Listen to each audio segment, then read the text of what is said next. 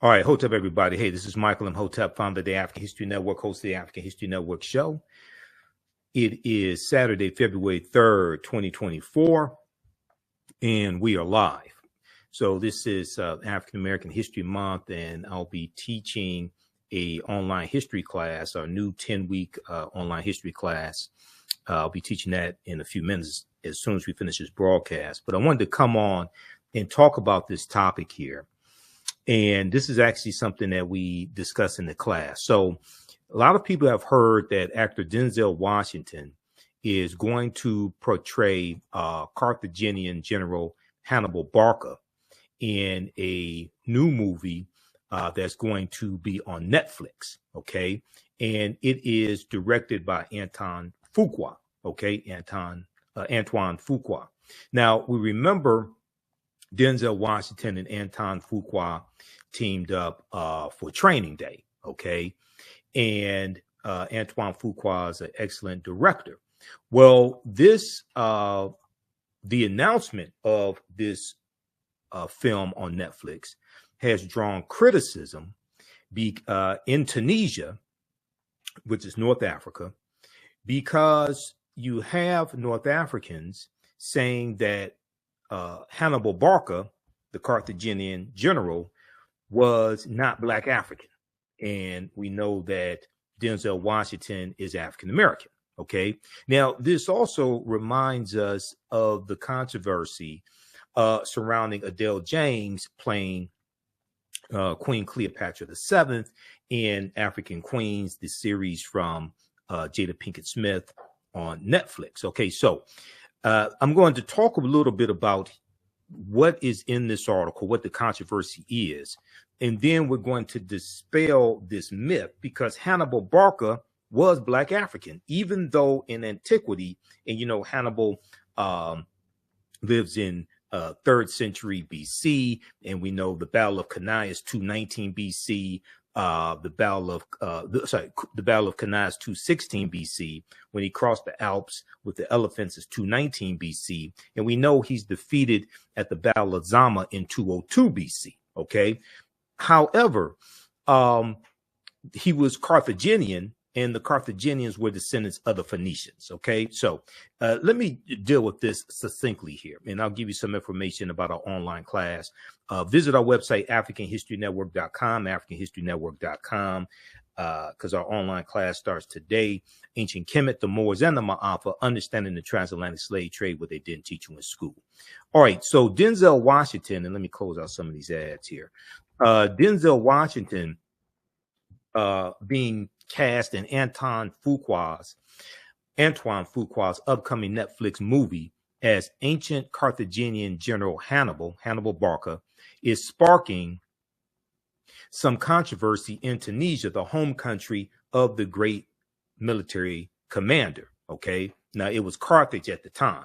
Okay. That area was Carthage. According to French newspaper Courrier International, there are complaints about depicting the Carthaginian general as Black African. There are complaints about depicting the Carthaginian general as Black African being made in the media and the Tunisian parliament.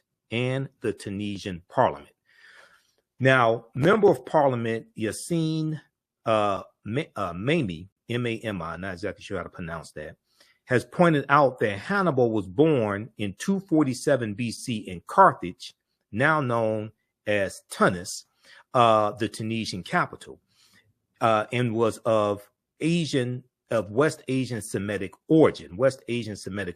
Quote, there is a risk of falsifying history.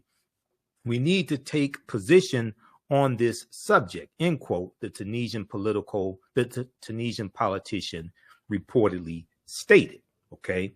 So this gets into ancient history. This gets into who was in that area at the time. This gets into understanding that the Carthaginians were descendants of the Phoenicians, who were Black African people, and the Phoenicians are descendants of the Garamantes, a larger group of Black African people there in North Africa, and the African Moors are descendants of the Garamantes as well.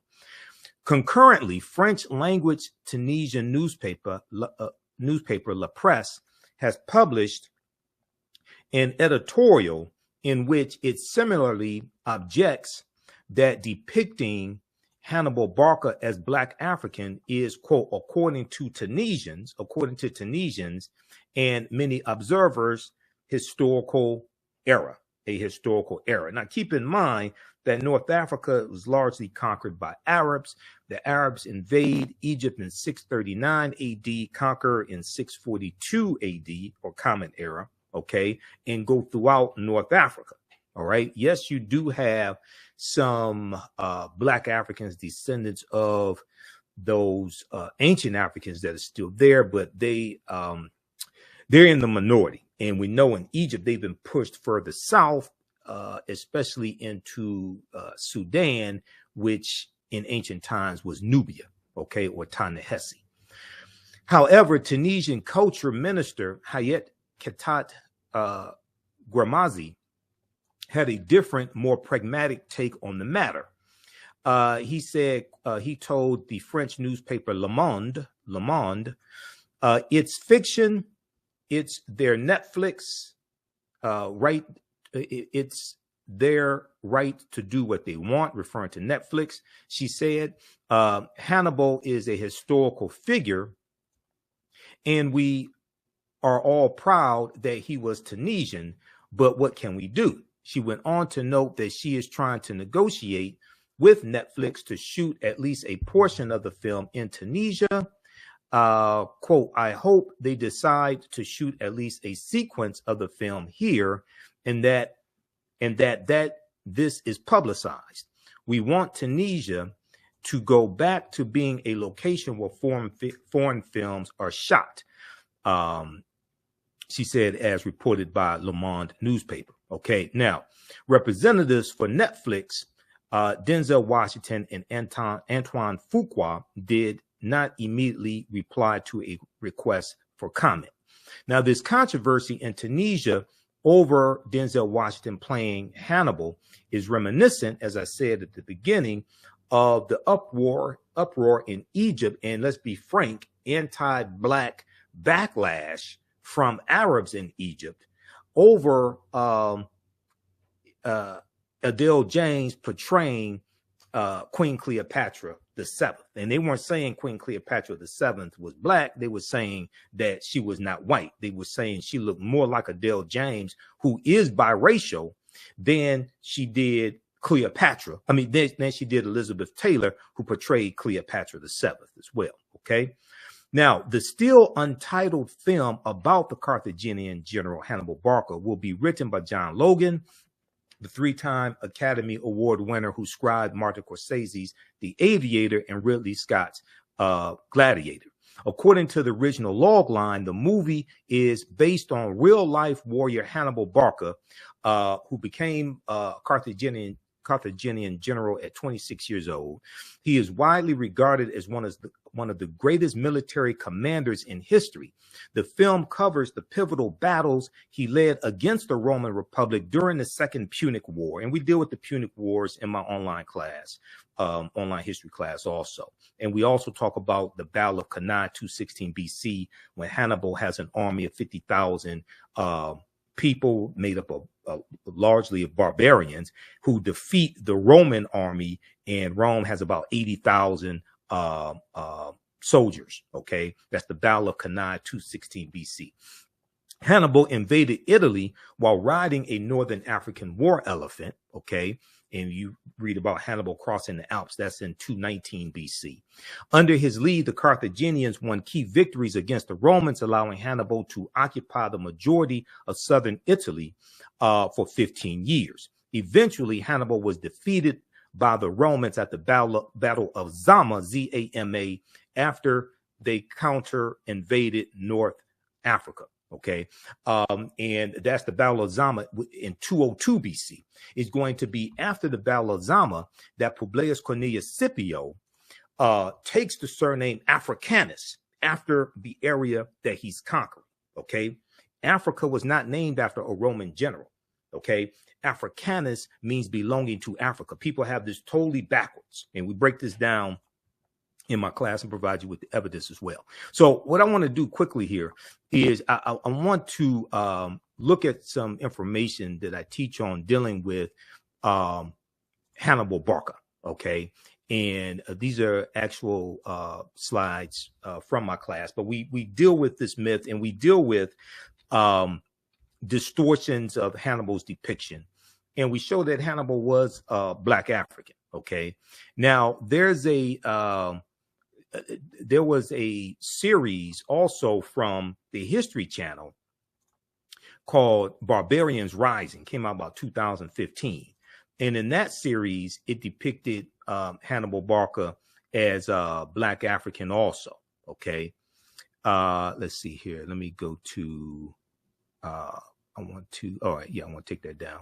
Also, I meant to show you all my t-shirt. I know some people are asking. Okay.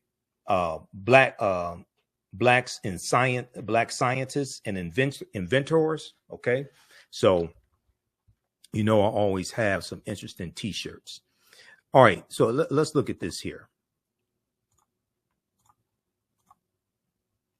All right. Now, Carthage was founded in 813 BCE, before the Common Era. A Carthage exists from 813 BCE to 146 BCE or BC. And Carthage is destroyed by the Romans. Okay. So when you read about the Punic Wars, that deals with the wars between Carthage and Rome. Now, let's see here. Let's back up for a minute. Okay. Now, Carthage was founded in the 9th century BCE on the Gulf of Tunis. From the 6th century onwards, it developed into a great trading empire covering much of the Mediterranean and was home to a brilliant civilization. In the course of the long Punic Wars, Carthage occupied some of Rome's territories before finally being destroyed by its rival in 146 BCE. If you watch the fantastic documentary about Dr. John Henrik Clarke, a great Grandmaster Scholar Warrior, Dr. John Henrik Clarke, he talks about Hannibal Barca. He talks about the Romans, okay, the Carthaginians as well, okay. All right, here, hold on just a second. He talks about the Carthaginians as well, and the effort by Rome to destroy the Carthaginians. Okay, let's continue here.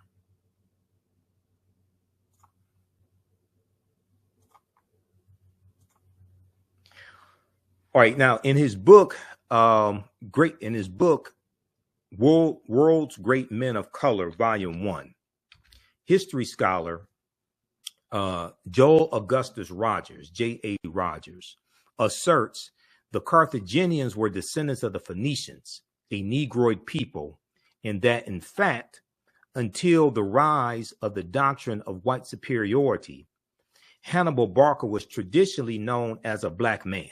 Until the rise of white supremacy and white superiority that we see taking place as Europe is moving out of the Dark Ages, going into the Renaissance era. So the 1300s, 1400s, and then we see exploration in the 1400s. As they're moving out of the Dark Ages into the Renaissance era, and it's going to be the teachings from the African Moors that bring Europe out of the Dark Ages, the teachings coming from the Nile Valley region of Africa that the African Moors take into Europe beginning in 711 AD.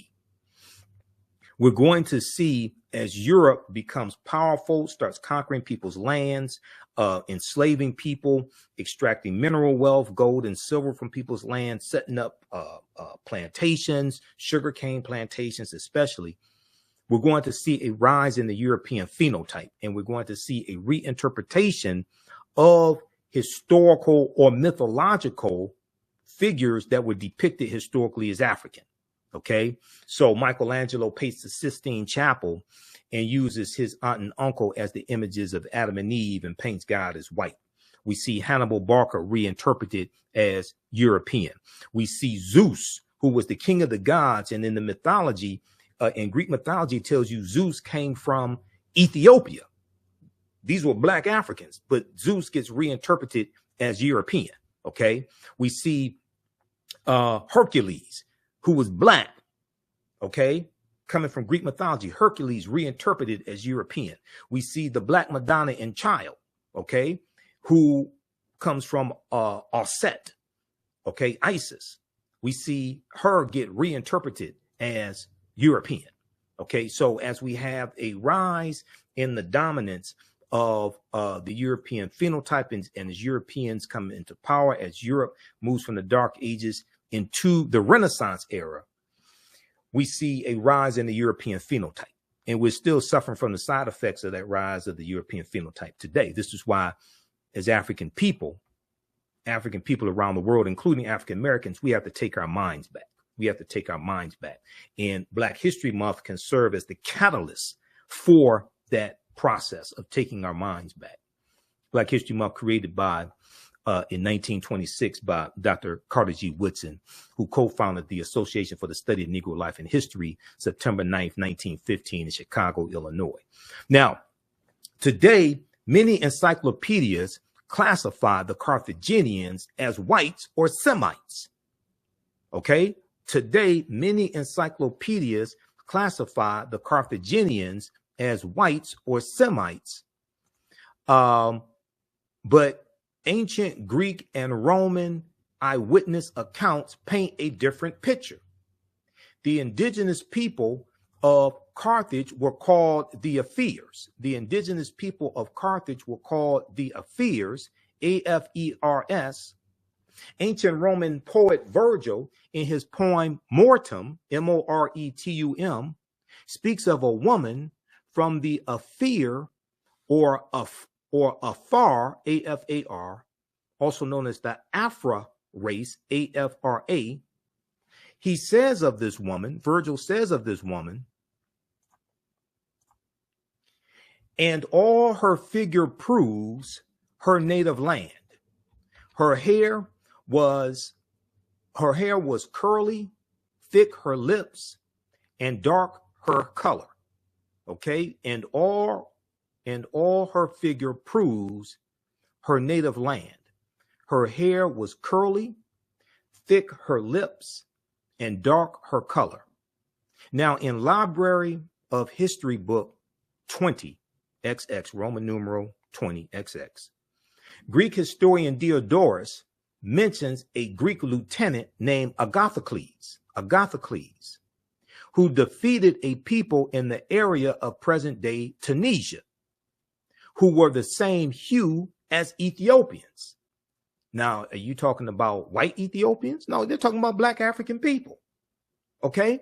This is how, when Europeans come out of the Dark Ages, they reinterpret history through a European cultural paradigm, and that's putting it politely because a lot of the stuff they just lied about. Okay, stealing people's lands and then lying about who was there. But colonizing, Dr. John Henry Clark talks about how, Europeans colonized history, Europeans colonized imagery, but also they colonized the image of God. And when you study, when the Moors go in 711 AD, the Black Madonna and Child, the statues, the figure, the worship of the Black Madonna and Child is all throughout Europe. The European country, according to Runoko Rashidi, in the book Black Star: The African Presence in Early Europe, this book right here, and this is one of the books we use in the class. France probably has the most depictions of the Black Madonna and Child, with approximately 300. Okay, France has approximately 300. That's page 51 of Black Star: The African Presence in Early Europe.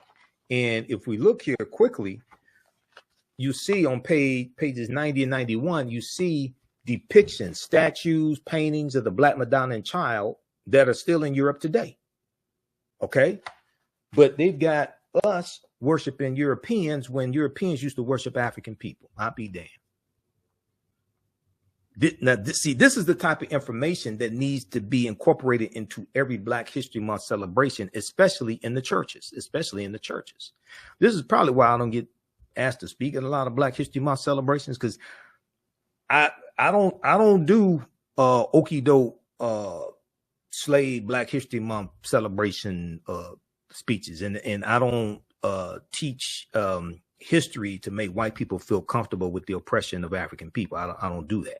Now, I don't teach it with the intent of making white people feel guilty either. I just deal with the history.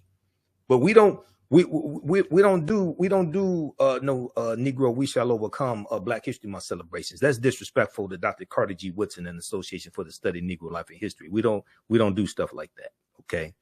All right. Now, okay, let's continue, because I got to teach this class. Now, if you like this type of information, how's everybody doing? I'm Michael Imhotep, founder of the African History Network, host of the African History Network show.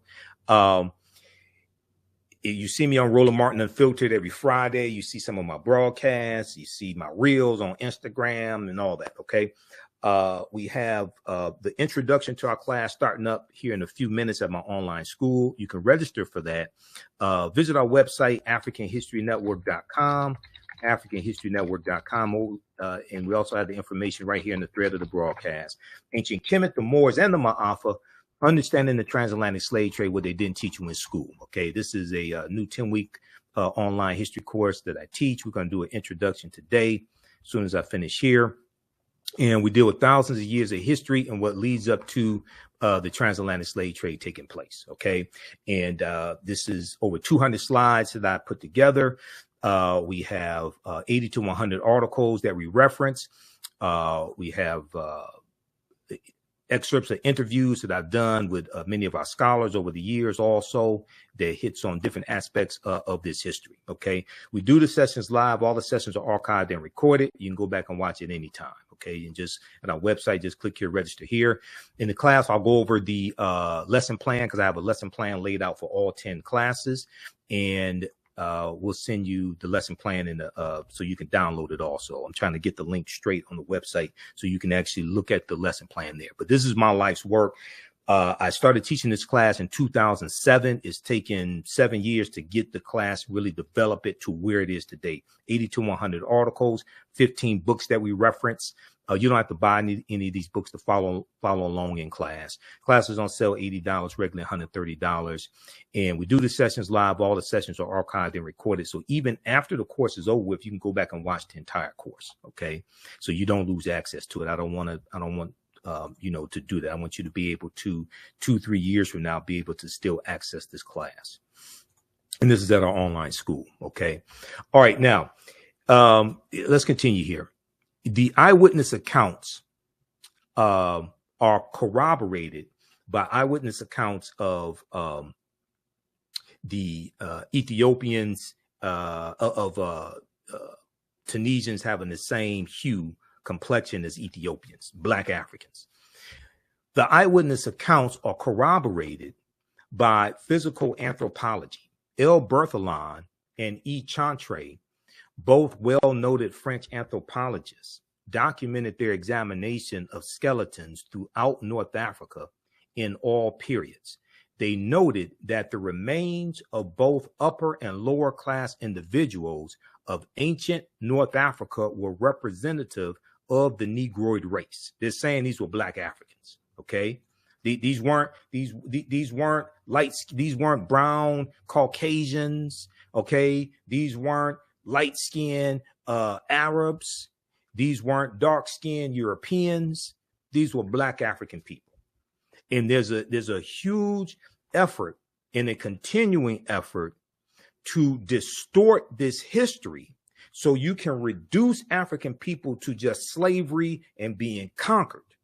They don't want to show, and even in media, in the movies, they do not want to show African people ruling the world. Why? Because whatever's disseminated becomes imitated. That's why Megan Thee Stallion is promoted to us. That's why Lil Wayne is promoted to us. That's why Sexy Red is promoted to us. That's why ignorance is promoted to us. Whatever is disseminated becomes imitated. Okay? So we have to understand this. Bantu Stephen Biko, one of our great South African freedom fighters, said the most potent weapon in the hands of the oppressor is the mind of the oppressed. We must take our minds back. All right, now, okay, let's continue here. How you all like this type of information? Give us a thumbs up, give us a heart, give us a like on this broadcast. Now, here is an ancient coin, front and back, thought to depict Hannibal Barca of Carthage, okay? And this comes from an article, and some of this information comes from an article from AtlantaBlackStar.com, June 26, 2014, 5 ancient African empires besides Egypt that Europeans and Arabs tried to claim as their own. 5 ancient African empires besides Egypt that Europeans and Arabs tried to claim as their own. Okay, now, so the fight continues. We go from Denzel Washington going to portray Hannibal Barca, the Carthaginian general, in a new movie on Netflix from director Antoine Fuqua. Okay, Antoine Fuqua. We go from that to backlash from Tunisia. And if we go back to 2023, we see, and this article is from December 11, 2023, Denzel Washington's casting as ancient General Hannibal in Antoine Fuqua Netflix film sparks controversy in Tunisia, in North Africa. We saw Jada Pinkett Smith got backlash, okay, not for Will slapping Chris Rock, but backlash for depicting, putting forth the notion, one, that Queen Cleopatra VII was biracial or mixed race, which most likely she was. Okay, and she looked more like Adele James, most likely, and Adele James is biracial. She looked more like Adele James than she did Elizabeth Taylor. Okay, and we've done extensive broadcasts dealing with the series from Jada Pinkett Smith here on the African History Network. Okay, so check out the interview I did with Dr. Malefe Kete Asante, Anthony Browder, as well as the interview that I did with Dr. Charles Finch. Okay, all right, now, this is Pinnock, Nicholas Pinnock, okay? And in 2016, I think it was, the History Channel had a series called Barbarians Rising, and it dealt with 700 years of invasions, okay, of the Roman Empire, and it leads up to the fall of the Roman Empire in 476 AD, Common Era, okay, when the western portion of the Roman Empire is conquered by the Vandals and the Visigoths. All right. Now, hold on. Conquered by the Vandals and the Visigoths. Okay. So the first installment dealt with Hannibal Barca, and they talk about the Battle of Cannae in 216 BC, and Black British actor Nicholas Pinnock portrayed Hannibal Barca. Okay. And he did an excellent job. And he looked more like Hannibal Barca than whatever white actor or Arab looking actor they're going to get, because Hannibal was Black African. Okay. The famous Carthaginian was a thorn in the empire's side. He became a general at the age of 26 and managed to unite barbarian tribes to stop Rome's imperial rise. The military genius was famous for climbing the Alps with war elephants, whose sole purpose was to stomp the Roman Empire, Hannibal ultimately wanted to invade Rome, but he failed to do so. There have been debates over the race of Hannibal. This debate still continues to this day. So there was a good article from AtlantaBlackStar.com called History Channel Portrays Hannibal as Black. White people cry foul over quote unquote historical revisionism. This article is from June 7th, 2016. Okay. And in 219 BC, Hannibal of Carthage led an attack on Saguntum, an independent city allied with Rome, which sparked the outbreak of the Second Punic War. Okay. Hannibal then marched his massive army across the Pyrenees and Alps into central Italy in what would be remembered as one of the most famous campaigns in history. After a string of victories, the most notable coming at Cannae in 216 BC. This is the Roman army loses about 50,000 soldiers at the Battle of Cannae in 216 BC. It's looked at as one of the greatest military victories in history. So there's a concerted effort, right, to see they don't have a problem.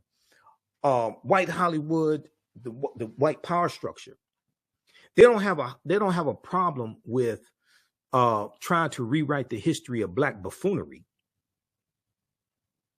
and have Europeans depicted in roles that originally went to black buffoons. They don't have a problem with that. Step and Fetch It, Amos and Andy. Even though Amos and Andy, when there was a radio show, was created by two Jewish men, Freeman Gosden and Charles Correll, two white men, Freeman Gosden and Charles Correll. They oftentimes perform the radio show in blackface. But then when it goes to television, then they had to have African-American actors. So if you ever heard of the Amos and Andy radio show that started in the 1920s, that comes from the minstrel shows. The minstrel shows were created by T.D. Rice, Thomas Dartmouth Rice, about 1828, 1829, who's known as the father of minstrelsy. Okay. And so I'm gonna have to slow down because I gotta teach this class and see all this. We get into all this. This is a 10-week online course, but let me just show you something here. Let me just show you this right quick. This is T.D. Rice. So this is why the minstrel shows were so damaging, because it created the stereotypes of the coon and the mammy and Jim Crow. Okay, coming from the song "Turn Around, Jump Around, I Jump Just So." Every time I turn around, I jump Jim Crow. Right. If we look here at this slide here, this is T.D. Rice, Thomas Dartmouth Rice, in a sketch portraying the Jim Crow character that he created. He was known as a Ethiopian delineator, and he performed in tattered torn clothing, put on blackface, developed a Southern dialect to imitate African slaves, and he performed this on stage. It became so popular that other white men did the same thing, and then they started creating minstrel show. They created minstrel show companies, and they toured throughout the U.S. and toured throughout Europe, projecting these negative stereotypical images of African people during slavery, but then also after slavery. Okay. And one of the most diabolical, one of the most destructive movies in history was the movie The Birth of a Nation, that debuted February 8th, 1915. And all the negative stereotypical images of African people was shown in this movie, The Birth of a Nation. Okay. And most of the images of African Americans were white people in blackface. So this is why you see me go after negative images of African people in the media today, because I understand this history. I've been studying history 33 years. I'm a historian. I know the weaponization of imagery and media. This is not entertainment. This is programming. This is not entertainment. This is programming. Race riots broke out in the street because of the movie The Birth of a Nation. The Ku Klux Klan was rejuvenated because of the movie The Birth of a Nation, because the Ku Klux Klan were the heroes of the movie. Okay, long story short, the movie takes place during slavery in Piedmont, South Carolina, during slavery, the Civil War, 1861, 1865, and the Jim Crow and the Reconstruction era, 1865, 1877. You can watch the entire 3-hour movie on YouTube. It's a silent movie. There's a scene that depicts a black man raping a white virgin in the movie The Birth of a Nation. This movie caused race riots in the streets. And what's interesting is we had enough sense to protest against that movie, lead protests in Boston, lead protests in California when the movie came out. Today, we don't have enough sense to protest negative corporate controlled hip hop that puts forth some of the same negative, stereotypical, dehumanizing images. We had more sense back then. Okay. Let's see here. How's everybody doing? All right. So let me wrap it up. I'm going to wrap it up here. How do you like this type of information? Give us a thumbs up. Give us a heart. Give us a like on this broadcast. Visit our website, theafricanhistorynetwork.com, theafricanhistorynetwork.com. You can, because I'm getting ready to jump off and go to our online school and teach this class. But visit our website, theafricanhistorynetwork.com. You can register for this 12-week online history class that I teach, Ancient Kemet, one of the original names for Egypt, the Moors, and the Ma'afa, understanding the transatlantic slave trade, what they didn't teach you in school. Okay. And before I go, I got to show you this quickly. So, because I hear so many people putting out this misinformation saying that Africa is named after a Roman general, Publius Cornelius Scipio Africanus. That's false. It's the other way around. It's the other way around. Publius Cornelius Scipio Africanus fought in the Second Punic War. He dies in 183 BC, okay, which is also the same year that Hannibal Barca dies, all right? Now, I consulted Cassell's Latin and English Dictionary. I was doing a presentation for African Liberation Day here in Detroit back around 2012, 2013, something like that. And this was one of my topics. Africa was not named after a Roman general named Publius Cornelius Scipio, okay? Cassell's Latin and English Dictionary 2002 edition, page 11, the entry for a fear, it tells you that Africa, it tells you that the word Africanus means African or belonging to Africa, as a surname conferred upon two of the Scipios. Okay, now, so his last name was Scipio. Is after the battle of Zama in 202 BC that he takes the surname Africanus, mean belonging to Africa. The prefix Afri is in reference to a people called the Afri who lived in Algeria and Tunisia, a Black African people. So we reference pages 14 and 15 of African People in World History by Dr. John Henrik Clarke. And it says here, the Nile Valley's first age of high cultural grandeur lasted until the eve of the Christian era. Some aspects of it survived the Greek and Roman occupation of parts of North Africa. After this rise and decline of Greek civilization and the Roman destruction of the city of Carthage, Carthage is destroyed in 183 BC. The Romans organized the conquered territories into a province they called Africa. Okay, after the Romans, after the rise and decline of Greek civilization and the Roman destruction of the city of Carthage, the Romans organized the conquered territories into a province they called Africa, a word derived from Afri, A-F-R-I, the name of a group of people about whom little is known. This was a new name because previously all dark-skinned people were called Ethiopians, since the Greeks referred to Africa as Ethiopia, which in Ethiopia means the land of the burnt-faced people. Okay, so Ethiopia originally was Abyssinia.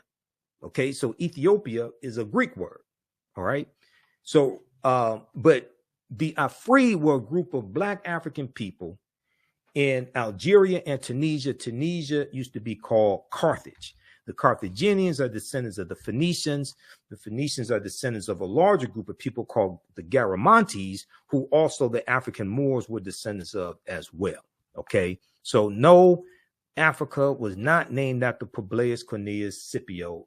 It's the other way around. He took his surname Africanus after he defeats Carthage in the Battle of Zama and defeats Hannibal Barca 202 BC in the Battle of Zama, Z-A-M-A. And if you read the article from history.com called Hannibal, in that article, it tells you that he took his surname after the Battle of Zama.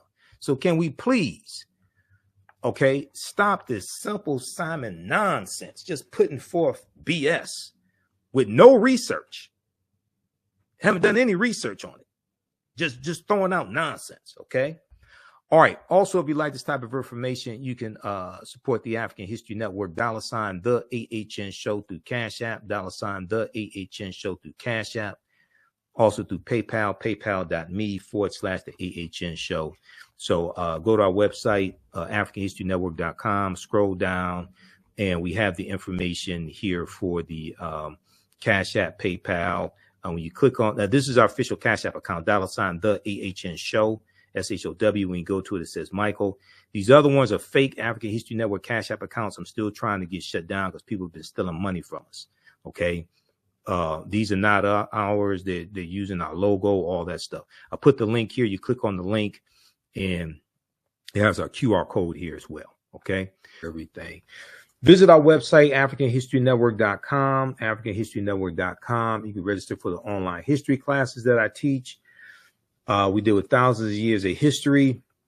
I teach 2 online history classes, Saturdays 4 p.m. to 6 p.m. and Sundays 4 p.m. to 6 p.m. Saturdays is Ancient Kemet, the Moors, and the Ma'afa, understanding the transatlantic slave trade, what they didn't teach you in school. And then on Sundays, Black resistance movements, from Christopher Columbus to the Haitian Revolution and the Black Power movement, 1492 to 1968. So we have classes coming up this weekend. Classes on sale, $80. We do the sessions live. All the sessions are archived and recorded. You can go back and watch it any time. We have a bundle pack of courses. You can register for both classes also. I do a PowerPoint presentation with book references, articles, video clips. Even after the course is over with, you still have access to the full class. You can go back and watch it anytime. And then Ancient Kemet, the Moors, and the Ma'afa, understanding transatlantic slave trade. That meets this weekend also. You can we have the course outline here that you can download as well. So it gives you a lesson plan for each class session. There's about 100 articles that we reference. The first class is about 200 slides, 15 books that we reference. You don't have to buy any of the books to follow along in class. Click right here to download the lesson plan also. Okay. I show you the, it's a very visual class. So I show you the